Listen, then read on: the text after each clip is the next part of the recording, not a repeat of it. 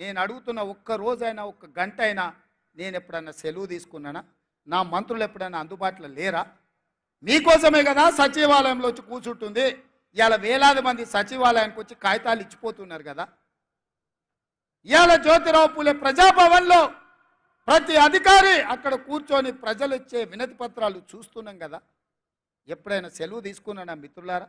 ఎప్పుడైనా అలసిపోయినట్టుగా అనిపించినా, నాకు కష్టం వచ్చినా కాలును వచ్చినా అదిమి పెట్టుకొని ఓపికగా ప్రజలు విశ్వాసంతో నమ్మకంతో ఒక గొప్ప బాధ్యత తెలంగాణ రాష్ట్ర ముఖ్యమంత్రికి ఇచ్చిండ్రు, దాని బాధ్యతతో నిర్వహించాలని చెప్పి నేను ప్రయత్నం చేస్తున్నా కదా మిత్రులారా.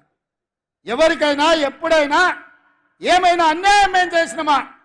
ఇవాళ ఎందుకు 3 నెలలు 6 నెలలు ఈ ప్రభుత్వాన్ని పడగొడతామని ఇక్కడ కేడీ అంటుండు, అక్కడ మోడీ అంటుండు. మీరు ఒక్కసారి ఆలోచన చేయండి. ఏమిటి దుర్మార్గం అని నేను అడుగుతున్నా. కేసీఆర్ ఎన్నికైతే 10 ఏళ్ళు ముఖ్యమంత్రిగా ఉండొచ్చు, నరేంద్ర మోడీ ప్రధానమంత్రిగా ఎన్నికైతే 10 ఏళ్ళు ఆయన ఢిల్లీలో దర్బార్ చెలాయించవచ్చు.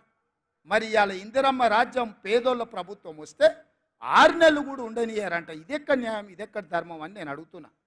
ఇది న్యాయమా? మీరు ఆలోచన చేయండి. ఏం ఉద్దేశం, ఏం ఆలోచన? అక్కడ మోడీ అయినా ఇక్కడ కేడీ అయినా ప్రజల చేత ఎన్నికైన ప్రభుత్వం 40% ఓట్లతోని గెలిచిన ప్రభుత్వాన్ని పడగొడతామంటే ఇది ప్రజాస్వామ్యానికి దేశానికి మంచిదా అని నేను అడుగుతున్నా. విఘ్నులు మేధావులు ఆలోచన చేయాలి. దుర్మార్గమైన రాజకీయాలను పాత్ర వెయ్యాలి. ఎందుకు పడగొడతామంటున్నారు మా ప్రభుత్వాన్ని అంటే పార్టీ ఫిరాయింపులు, పార్టీలను చీల్చడం, ప్రభుత్వాలను పడగొట్టడమే మీ నీతి, మీ జాతి అని నేను అడుగుతున్నా. ఒక పాలమూరు బిడ్డ, ఒక రైతు బిడ్డ ఇయ్యాల కుర్చీలో కూర్చుంటే చూసి ఓర్వలేకపోతురా? ఏం మా పాలమూరు బిడ్డలకు అర్హత లేదా? మేము చదువుకోలేదా? మాకు హక్కులు లేవా? మేము ఈ రాష్ట్రంలో ప్రజలం కాదా? 4 కోట్లలో మేము లేమా?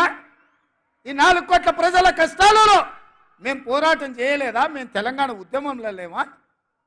తెలంగాణ ఉద్యమంలో ఆ బేకార్ గారిని నుంచి పార్లమెంటుకు పంపించింది మేం కాదా? పాలమూరులో ఊరు లేదు, పార్లమెంటులో నోరు లేదు, అయినా బేకారోడు కరీంనగర్ నుంచి మన జిల్లాకు వలసి వస్తే మనం గెలిపియలేదా? మన మంచితనం చేతగంతనమా అని నేను అడుగుతున్నా మా యువకుల్ని. కొడకల్లారా, ఎవడన్నా టచ్ చేసి చూడండి, మా పాలమూరు బిడ్డలు అగ్ని కణికలై మానవ బాంబులై నా కొడకల్లారా ఎవడన్నా మిగులితే నేను చూస్తా అనుకుంటురేమో, తమాషా చేస్తురేమో. వానో వీనో సందులల్లా సకలగుల పెట్టి ఏదో చేద్దామని ఒక్కనొక్కని పండబెట్టి తొక్కి పేగులు తీసి మెడలేసుకొని ఊరేగుతాం బిడ్డ ఎవడని ప్రభుత్వం మీదకి వస్తే. ఇది ఆసామాసి అల్లాటప్పకు వచ్చిన వాళ్ళం కాదు బిడ్డ.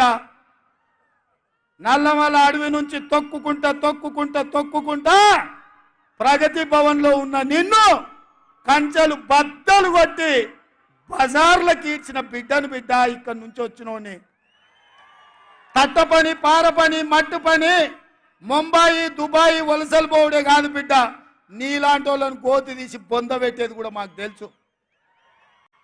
ఆయనలో నల్గొండలో మాటల సందర్భంలో మా ఉత్తమన్న, జానన్న, ఎంకన్నా ఉండే మా జిల్లాలో మొత్తం గెలుస్తామన్నారు. సంతోషమయ్యా, మీరు ఎన్నన్నా గెలవండి, మా బిడ్డలు ఇంకొక సీట్ ఎక్కువ గెలిపిస్తారని చెప్పిన. నేను ఆడనే నల్గొండలు చెప్పిన. ఇవాళ మా ఎంకన్నోళ్ళు 11 గెలిస్తే మా బిడ్డలు 12 గెలిపించిరా. మళ్ళీ మా ఎంకన్న ఇవాళ అంటనే ఉండి పక్కల నుంచి మా నల్గొండ భువనగిరి మేము అల్క గెలుతామే, మరి నీ